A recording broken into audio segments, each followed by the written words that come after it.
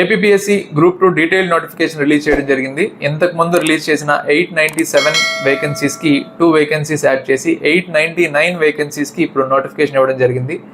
అభ్యర్థులు గమనించాల్సింది ఏంటంటే ఇది ప్రిపరేషన్ని కొనసాగిస్తూ ఎటువంటి డీవియేషన్స్కి లోన్ అవ్వకూడని టైం ఇది. ఎందుకంటే వేకెన్సీస్ వల్ల రిజర్వేషన్స్ వల్ల మల్టిపుల్ స్పెక్యులేషన్స్ అన్వాంటెడ్ డిస్కషన్స్ ఈ మధ్యలో వస్తూ ఉంటాయి. అది టెక్నికల్గా మనం చూస్తే పర్టికులర్గా మనకి జోనల్ కేటగిరీలో 339 వేకెన్సీస్ ఎగ్జిక్యూటివ్ కోటా ఆల్మోస్ట్, అలాగే మల్టీ జోనల్లో మున్సిపల్ కమిషనర్ గ్రేడ్ 3కి సంబంధించి ఒక 4 వేకెన్సీస్, అలాగే స్టేట్ క్యాడర్లో నాన్ ఎగ్జిక్యూటివ్ ఆల్మోస్ట్ 260 వేకెన్సీస్, అలాగే స్టేట్ వైడ్ పోస్ట్ 284 వేకెన్సీస్ వరకు. సో ఇలా చూసుకున్నట్టయితే డిస్ట్రిక్ట్ వైడ్ హార్డ్లీ ఒక 12 వేకెన్సీస్ ఇచ్చారు.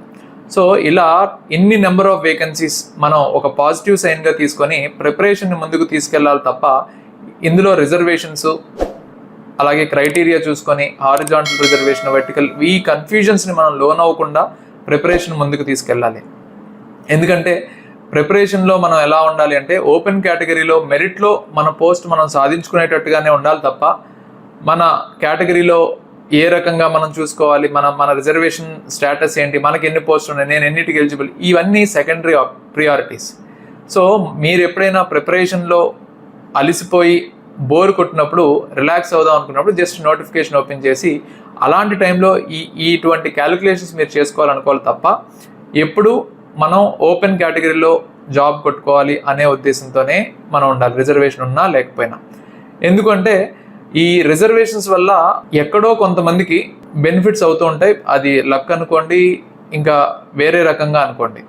బట్ అది మనం గమనించాల్సింది ఈ హారిజాంటల్ రిజర్వేషన్స్ వల్ల ఉమెన్ కావచ్చు, లేకపోతే ట్రైబల్ కేటగిరీలో కావచ్చు, ఆ వేకెన్సీస్ ఫిల్ అవ్వని పరిస్థితిలో క్యారీ ఫార్వర్డ్ అయ్యే బదులు ఇలాంటి వేకెన్సీస్ ఫిల్ చేస్తుంటారు. అలాంటి వాళ్ళకి తక్కువ మార్కులు వచ్చినా జాబ్ వచ్చింది అనే సిచ్యువేషన్స్ వస్తాయి తప్ప ఇవన్నీ పట్టించుకొని వాళ్ళకి ఇంత తక్కువ మార్కులు వచ్చినా కూడా జాబ్ వచ్చింది, సో ఇలాంటి స్పెక్యులేషన్స్ మనం ఆలోచించడం అనేది అనవసరం.